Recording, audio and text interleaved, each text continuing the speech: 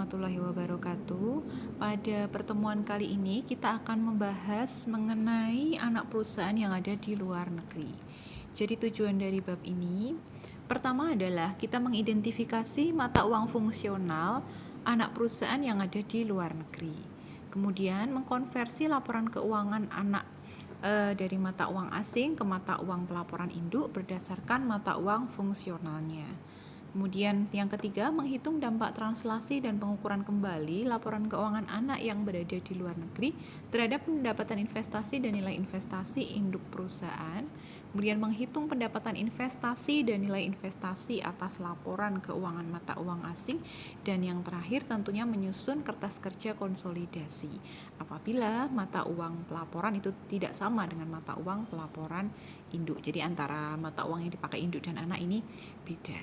Nah, kemudian kita akan bahas lebih lanjut apa yang disebut dengan mata uang fungsional, kemudian anak dan induk perusahaan yang seperti apa ya dalam kasusnya. Mari kita lihat. Jadi mata uang fungsional adalah mata uang yang berperan dominan dalam sebuah perusahaan. Kemudian dalam PSAK juga disebutkan bahwa mata uang pelaporan keuangan perusahaan itu bisa rupiah atau mata uang lain selain rupiah apabila mata uang tersebut merupakan mata uang fungsional perusahaan. Ya, jadi tidak harus dalam satuan rupiah. Bisa jadi dolar, kemudian dolar USD ya atau dolar Singapura dan lain-lain. Kemudian beberapa indikator untuk menentukan mata uang fungsional. Yang pertama adalah indikator arus kas yang mendominasi kegiatan utama perusahaan. Kemudian harga jual. Jadi dilihat di sini harga jual produk perusahaan dalam periode jangka pendek itu dipengaruhi oleh pergerakan nilai tukar mata uang tertentu atau produk perusahaan yang secara dominan itu dipasarkan untuk ekspor. Kemudian indikator biaya. Jadi biaya yang dominan itu dipengaruhi oleh pergerakan mata uang tertentu. Kemudian konversi laporan keuangan anak perusahaan ya. Jadi mungkin saya jelaskan secara singkat. Jadi dalam proses konversi laporan keuangan itu mempertimbangkan mata uang fungsional anak. Jika mata uang fungsional anak ini merupakan mata uang pelaporannya. Ya, jadi misal induknya di sini, kemudian kita punya anak perusahaan di luar negeri dan mata uang pelaporan yang digunakan adalah mata uang yang ada di luar negeri di mana lokasi anak itu berada ya. Hal ini mencerminkan kondisi yang berbeda dengan induk perusahaan karena keduanya tidak terletak di lokasi geografis yang sama. Nah, sehingga dalam hal ini laporan keuangan anak ini harus diubah ke mata uang pelaporan induk ya dengan satu proses yang disebut translasi gitu ya. Nah, apabila mata uang fungsional adalah mata uang induk, maka laporan keuangan anak itu diubah ke mata uang induk dengan proses pengukuran kembali. Jadi misal induknya di Indonesia, mata uang fungsional anak itu dia pakai rupiah ya. Maka laporan keuangan anak itu harus disesuaikan dengan rupiah dengan proses pengukuran kembali. Kemudian prosedur konversi laporan keuangan anak yang bermata uang asing ya.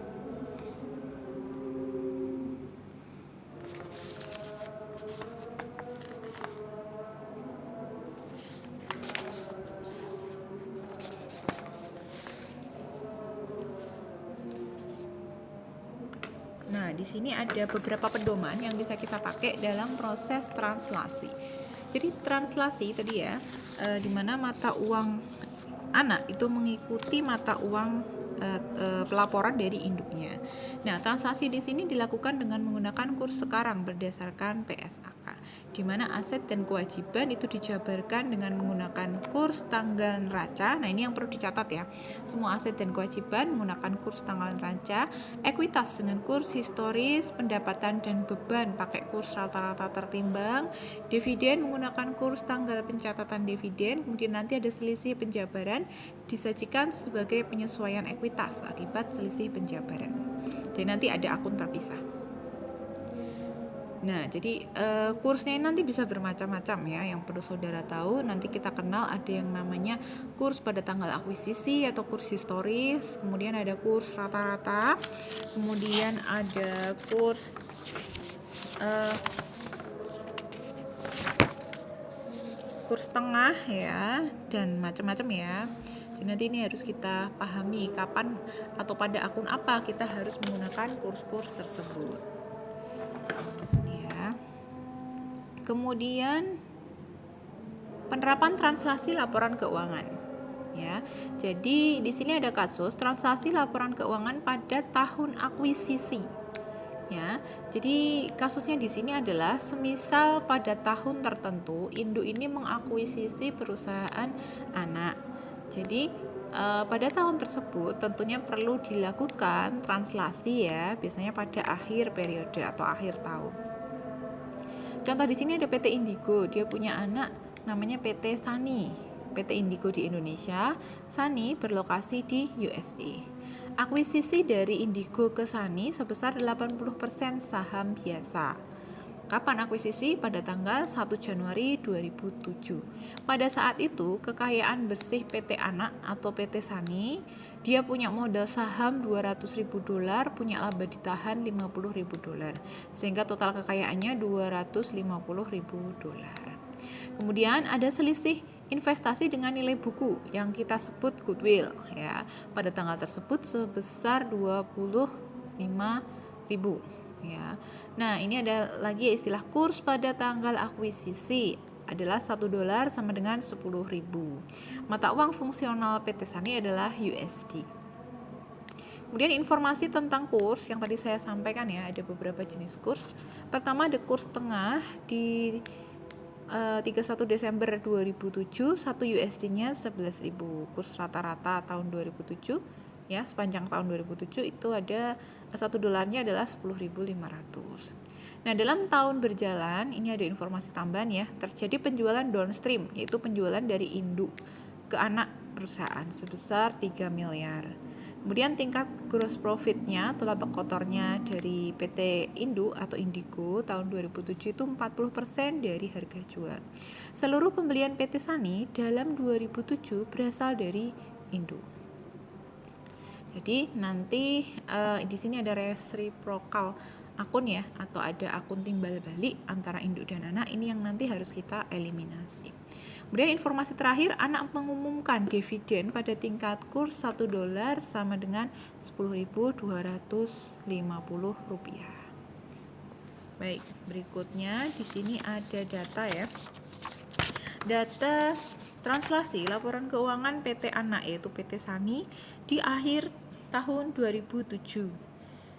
Nah, kita lihat bagaimana cara kita melakukan translasi. Di awal tadi sudah diberikan pedomannya ya. Nah, mari kita lihat dulu. Di sini ada akun laba rugi dan neraca. Kebetulan letaknya tersebar ya, jadi tidak urut. Di atas kita disediakan akun ada kas, piutang dagang, persediaan bangunan, tanah sampai di tanah. Di sini adalah akun aktiva. Kemudian ada akun HPP dan beban operasi. Ini seharusnya masuk laporan laba rugi. Kemudian ada dividen, neraca ya. Hutang dividen, hutang dagang dan seterusnya sampai dengan laba ditahan. Kemudian ada akun penjualan, dia harusnya di laporan laba rugi. Oke, ini semua adalah data dari PT Sani. Kemudian kita coba kurskan ke dalam rupiah. Jadi proses translasi tadi ya, dia mengikuti mata uang yang berlaku di induk. Karena induknya ada di Indonesia ya, PT Indigo, sehingga harus ditranslasikan ke rupiah. Panduannya bagaimana? Oke, tadi untuk aset dan kewajiban moneter itu pakai kurs tengah. Contohnya adalah kas, piutang dagang, bangunan, tanah, kemudian akumulasi penyusutan, hutang jangka panjang ya, itu pakai kurs tengah yaitu 11.000. Kemudian aset dan kewajiban non moneter itu pakai kurs historis ya, misalnya persediaan, HPP, kemudian hutang dagang ya, dan laba ditahan, modal saham laba ditahan pakai kurs historis. Kemudian akun pendapatan dan beban tadi ya, harus menggunakan kurs rata-rata tertimbang. Ya, misalnya beban operasi, kemudian ada penjualan ya, berapa? 10.500. Kemudian untuk dividen menggunakan kurs tanggal pencatatan. Tadi sudah ditetapkan ya 10.250. Tinggal dikalikan. Misalnya kas dia punya 37.000 dolar USD dikalikan 11.000 kursnya. Nanti ketemu berapa rupiah? Seperti itu. Nah, tentu saja untuk akun-akun ini harus dijumlahkan nanti ya, harus menghasilkan angka yang sama, yaitu totalnya itu nanti ketemu setelah dikurskan ya 8.388 juta rupiah. Kemudian selanjutnya kita menghitung pendapatan investasi tahun 2007, yaitu pada tahun akuisisi. Nah, di sini komponennya adalah kita mencari tahu dulu berapa sebenarnya laba anak, kemudian dikurangi dengan amortisasi goodwill dan dikurangi dengan laba antar perusahaan, yaitu persediaan. Nah, kita lihat berapa laba anak? 1.149 juta. Dari mana? Dari penjualan dikurangi HPP dikurangi beban operasi. Kemudian kalikan kepemilikannya induk 80%. Kemudian amortisasi goodwill. Jadi untuk goodwill tadi kan disebutkan ya, kita punya goodwill 25.000 dolar, tapi itu kan untuk 10 tahun. Jadi kalau ditanya tahun 2007 saja dibagi 10. 25.000 dibagi 10 ketemu 2.500 dolar. Kalikan kursnya pakai kurs rata-rata 10.500. Kemudian laba antar perusahaan ya, di sini adalah akun persediaan, kita tinggal lihat di atas. Di sini ya di neraca kita punya akun persediaan dalam rupiah nilainya 600 juta. 600 juta kalikan 40%. Di sini kemudian nanti ketemu ya berapa total pendapatan investasi kita, 652.950.000. Kemudian kita juga hitung penyesuaian nilai investasi ya. Jadi di sini ada dua tahapan yang harus kita lakukan, yaitu pertama menghitung selisih penjabaran laporan keuangan anak ya. Baik, di sini kita hitung dulu untuk jurnalnya adalah debit investasi dalam saham, kreditnya adalah selisih penjabaran. Nah, berapakah nilainya? Jadi kita lihat lagi di neraca. Di sini ada akun selisih penjabaran 144 juta. Kalikan dengan kepemilikan induk 80%. Ya, nanti ketemu 115 juta 115,2 juta. Kemudian untuk goodwill. Nah, untuk akun goodwill kita perlu membandingkan saldo akhir menurut buku dan saldo akhir berdasarkan kurs sekarang. Ya, jadi ini adalah tahapan kita. Oke, jadi coba di sini kita hitung berapakah saldo awal menurut buku. Goodwill kita kan tadi 25.000 ya per tahun, dikalikan kursnya 10.000. Kursnya pakai kurs yang mana? Kurs pada tanggal akuisisi. Sehingga totalnya menjadi 250 juta. Kemudian ada amortisasi goodwill di sini. Nah, amortisasinya dari ketemu ya 26 juta. Angkanya salah ya, 26 juta 250.000. Ini kita ngambil aja dari penjelasan sebelumnya ya, perhitungan sebelumnya. Di amortisasi goodwill ya 26 juta 250.000 ya.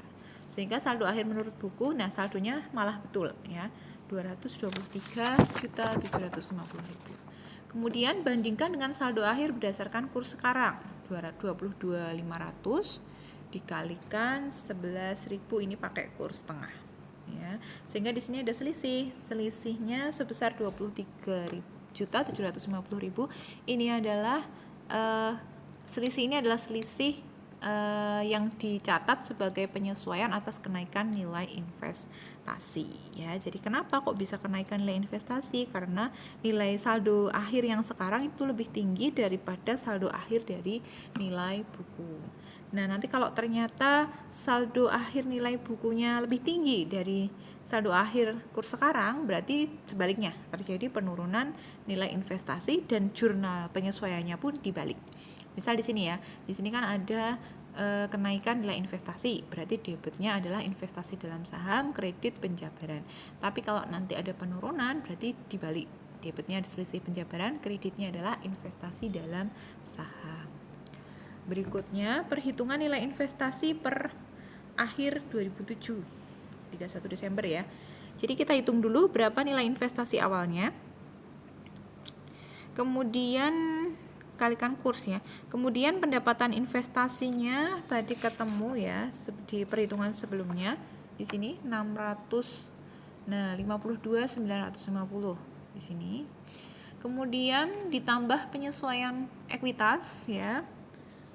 Di sini ada 115,2 juta dari jurnal sebelumnya ditambah penyesuaian kenaikan investasi ya 23,75 juta dari jurnal di atas. Kemudian dikurangi dengan dividen ya. Jadi dividen yang dibagikan tadi kan 205 juta. Ya. Coba lihat laporan keuangan di akun dividen di sini. Dividennya ya yang dalam rupiah. Di sini dividen 205 juta. Kalikan dengan kepemilikannya yaitu 80%. Sehingga pengurangnya adalah 164 juta, tinggal dijumlahkan. Ketemu nanti berapakah nilai investasinya, investasi induk ya di akhir tahun. Berikutnya, ini yang juga harus disimak dengan baik ya, adalah jurnal eliminasi dalam kertas kerja konsolidasi. Jadi tahapannya setelah ini nanti kita diminta membuat kertas kerja konsolidasi induk anak ya setelah ditranslasi. Nah, jurnal eliminasinya meliputi apa saja? Pertama, meliputi pendapatan dari anak dan laba yang dibagikan oleh anak. Kemudian alokasi laba hak minoritas, eliminasi saldo awal, amortisasi goodwill. Kemudian tentu saja eliminasi rekening-rekening resiprokal atau timbal balik ya antara induk dan anak. Pertama, untuk pendapatan dari anak dan laba yang dibagi oleh anak. Kita mendebit di sini pendapatan investasi ya, ini sejumlah 652.950.000. Masih ingat ya angkanya dari mana? Dari perhitungan sebelumnya. Kemudian kita kredit dividen. Dividennya itu 80% kali 205 juta dividen yang dibagikan oleh anak. Kemudian mengkredit investasi dalam saham, ini sebesar selisihnya. Kemudian alokasi laba minoritas. Nah, kita mendebit di sini laba hak minoritas itu sebesar selisih ya. Jadi kalau yang diakuisisi induk 80%, berarti minoritasnya hanya ada 20%. 20% ini kita kalikan dengan penjualan dikurangi HPP kurangi biaya operasional. Datanya dari laporan keuangan. Nanti ketemu angka 1.149 juta. Kemudian kita mengkredit dividen dan mengkredit hak minoritas. Kemudian jurnal untuk mencatat eliminasi saldo awal.